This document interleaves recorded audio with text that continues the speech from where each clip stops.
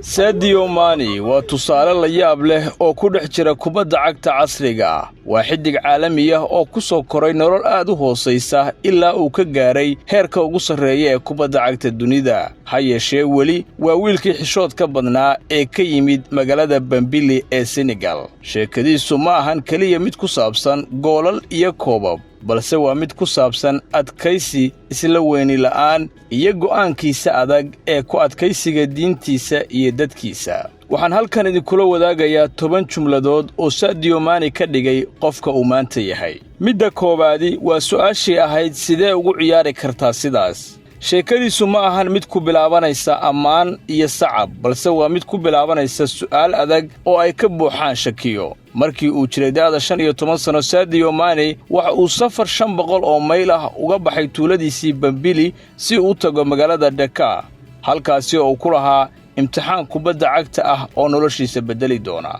Waxa uu la socday adeerkiis oo sida hooyadiis oo kale ka shakisanaa riyadiisa kubadda cagta, kuna talinayay inuu halkii uu kubadda cagta ciyaari lahaa diiradda saaro waxbarashada. Daqiiqada ka hor intii uusan gelin imtixaankii noloshiisa bedelay, Sadio Mane waxa uu maskaxdiisa ku hayay magacyada haliyadiisii kubadda cagta ee yaraantiisii, kuwaasi oo kale ahaa Ronaldinho iyo El Hadji Diouf. Laakiin hal dhibaato ayaa jirtay. nin weyn oo joogay halka uu ku galayay imtixaanka noloshiisa bedeli doona ayaa si la yaab leh u eegay wiilkaasi yar, kaasoo xirnaa kaba duugoobay iyo surweel aad u gaboobay. waxaana uu si toos u weydiiyey, sidee ku ciyaari kartaa adigoo sidan u labisan? Sadio Mane waxa uu bixiyey jawaab sahlan balse xog badan xambaarsan. waxaan u sheegay in wixii aan watay ay ahaayeen kuwa ugu fiican ee aan haysto, keliyana aan doonayo inaan muujiyo waxa aan awoodo. Sadio Mane waxa uu sameeyey wixii ugu saxnaa ee uu awooday. ninkii ay wejigiisa ka muuqdeen la yaabku waxa uu isu bedelay mid faraxsan oo ammaan jeedinaya. waxa uu Sadio Mane ku casuumay kooxda isla markiiba ciyaarta kadib. markaasi wixii ka dambeeyeyna wax walba waxay noqdeen taariikh laga sheekeeyo. kartida Sadio Mane si dhaqsiya ayay uga soo ifbaxday gudaha Senegal, waxaana uu helay fursad uu ku aado qaaradda Yurub isagoo ku biiray kooxda Faransiiska ee FC Metz, taasoo caan ku ah soo saarista ciyaartoyda Afrikaanka. tababarihii ugu horreeyay ee kooxda Metz waxa uu markiiba gartay in Sadio Mane uu yahay ciyaaryahan gaar ah, laakiin ma aha keliya kubaddiisa oo fiican awgeed. tababarihiisii mar uu dib u xasuustay waxa uu yidhi, waxa uu ahaa lafdhabarta xarunta oo dhan, qof walbana waa uu jeclaa. waxa uu lahaa dhoolla caddayn iyo deeqsinimo dabiiciya iyo qof fudud oo iftiimaya. dabeecaddiisa wanaagsan ayaa kasbatay qof walba, laga soo bilaabo dadkii ka shaqaynayay jikada iyo kuwa nadaafaddaba. isla markaasina dadaalkiisa iyo hamigiisu waxay ahaayeen kuwo aan caadi ahayn. waxa uu ahaa mid ay ka go'an tahay, weliba haddii ay noqotona halis xitaa u geli kara, si uu subaxda hore u soo kaco xilli hore, orod u sameeyo, isuna diyaariyo ka hor inta aysan cid kala toosin. Sadio Mane waxa uu fahmay bilowgiiba in asal ahaan halka uu ka soo jeedo oo ah meel sabool ah aysan ahayn caqabad, balse ay tahay xoog iyo dhiirigelin dhaqaajinaya hamigiisa. waxa uu ogaa in haddii uu doonayo inuu gaaro riyadiisa, uu ku qasban yahay inuu u shaqeeyo si ka badan qof kasta oo kale. tababarihiisiina maruu si fiican u sharaxay, waxa uu ka hadlay waxyaalaha dhiirigelinaya Sadio Mane. guusha Afrikaanka waxaa lala xiriiriyaa qoyska. waa inaad wax walba u qabataa qoyskaaga dartood. taasina waa dhiirigelinta aanan haysan annaga oo reer Yuruba. nolosha Sadio Mane waxaa lagu tilmaami karaa sheeko soo kabasho oo xitaa ka hor inta uusan caan ku noqon kubadda cagta, waxa uu ka soo baxay dhibaatooyin adag oo noloshiisii hore ah. Sadio Mane qudhiisa ayaana yidhi, waad dhihi kartaa ma aqaan halka aan u socdo, laakiin ma dhihi kartid ma aqaano halka aan ka imid. hadalkan waxa uu muujinayaa inuusan weligiis iloobin asal ahaan halka uu ka soo jeedo, xitaa markii uu heer sare gaaray oo uu noqday xiddig caana. markii magaciisa iyo hantidiisu ay cidhka isku shareereen, Sadio Mane marnaba kama uusan leexan mabaadi'diisa iyo qiyamkiisa nololeed. dunida casriga ah ee kubadda cagta maanta waxaa hareeyey ganacsi, xuquuqda warbaahinta iyo nolosha raaxada ah ee ciyaartoyda, balse Mane waxa uu doortay inuu ku ekaado noloshiisa fudud. sheekadiisa ku saabsan hantida iyo maalgelintuna waa mid caan noqotay. maxaan uga baahnahay 10 gaari oo Ferrari ah, 20 saacadood oo dahab ah iyo 2 diyaaradood? maxay waxyaabahani ii tari karaan aniga ama dunida? waan gaajooday waagii hore, waxaan ka shaqayn jiray beeraha, waxaan ka badbaaday wakhtiyo adag waxaan kubadda cagta ku ciyaaray lugahayga oo cagacad laakiin maanta waxa aan ka helay kubadda cagta waxaan ugu adeegayaa dadkayga wuxuu hadalkaasina u caddeeyey si ficil ah Sadio Mane ayaa maalgeliyey dhismaha iskuul cusub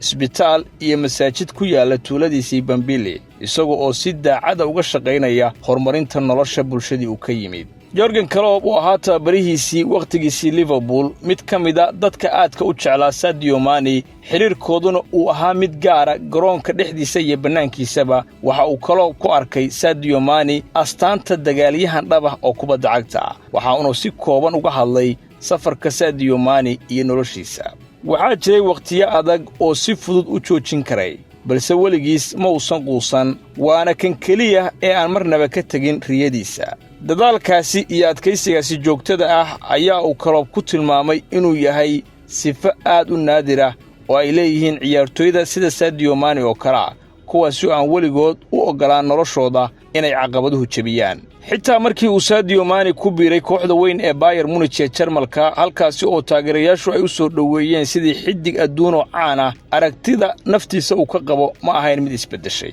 waxaana uu yiri dadku waa sida ay iga sheegaan laakiin anigu iskuma arko inaan ahay xidig caalami ah waxa kaliya ee aan danaynayaa waa inaan noqdo qayb ka mid ah kooxda waxaan sameeyaa wax walba si aan kooxda u caawiyo waxaan halkan u joogaa inaan bixiyo dadaalkayga ugu fiican ee Bayern Munich in fikirka kooxdu uu ka sareeyo shakhsiga waxa uu ahaa mid ka mid ah calaamadihii lagu arkay xitaa waqtigii uu ku biiray Liverpool markii hore waxa uu si farxad leh u aqbalay inuu ka ciyaaro garabka midig sababtoo ah garabka bidix waxa markaasi ka ciyaarayay Philippe Coutinho taasina waxay muujisay sida uu kooxdiisa u jecel yahay iyo inuusan ahayn qof ku faana sumcadiisa Sadio Mane ma ahan kaliya ciyaaryahan guulo gaaray balse waa qof qalbigiisa dadka kale ay aad ugu dhow yihiin waxyaabaha qalbi taabadka ah ee dhacayna waxa ka mid ahaa dhacdo uu la kulmay xilligiisii Liverpool taasoo muujisay sida uu jecel yahay taageerayaashiisa waxaa jiray taageero muujiyay daacadnimo waqtigiisana si mutadawacnimo ugu bixiyay inuu caawiyo dadkii uu saameeyay COVID-19 xilligii 2019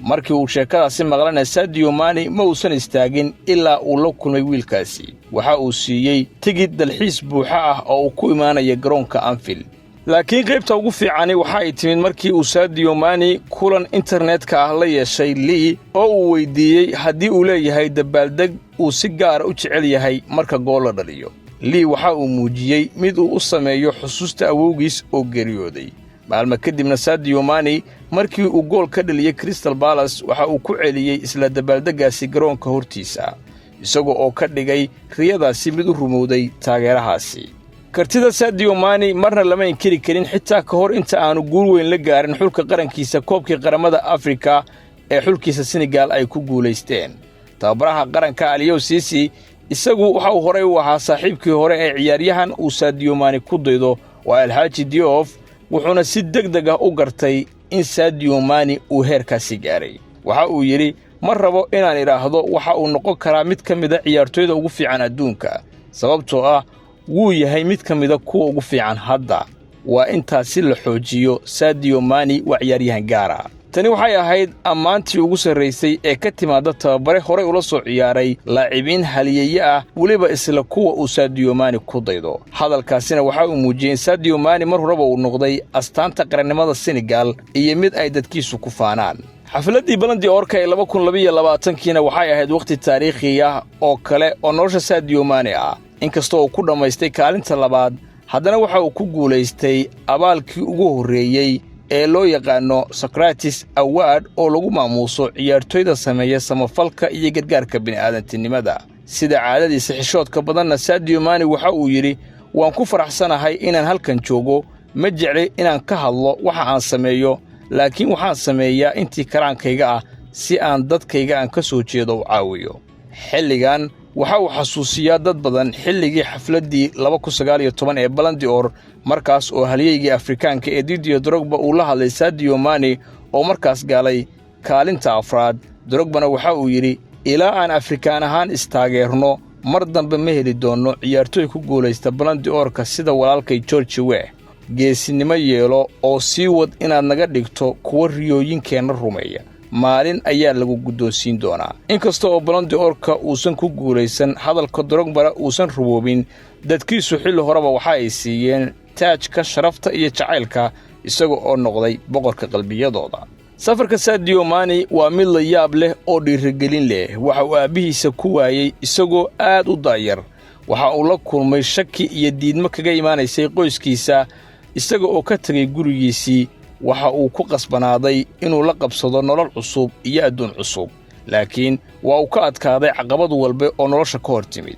sida uu tababarihiisii Klopp sheegay waxa uu lahaa sababo badan oo joojin karay balse weligiis ma quusan dhaxalkiisa dhabta ahi maanta waxaa lagu arkaa wadooyinka Bambili iyo guud ahaan Senegal halkaasi oo carruurtii hore ugu qaylin jirtay magacyada Ronaldinho ama El Hadji Diouf ay maanta ku qaylinayaan magac kale waa magac ka yimid tuuladooda yar oo noqday haliyay adduunka oo dhan laga yaqaano anigu waxaan ahay Sadio